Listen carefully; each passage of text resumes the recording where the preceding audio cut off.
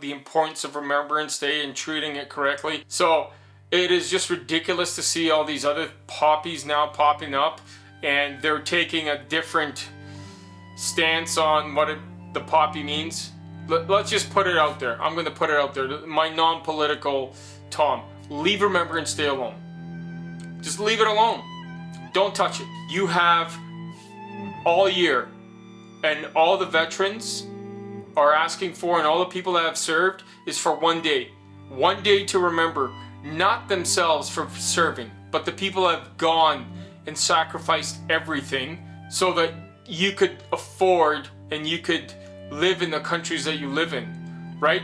These veterans, the people that went overseas to fight wars that you wanted nothing to do with and ultimately passed away, those are the people that we're remembering. Don't focus on anything else on Remembrance Day except for the people that have served, and especially those that gave the ultimate sacrifice. That's what Remembrance Day is about.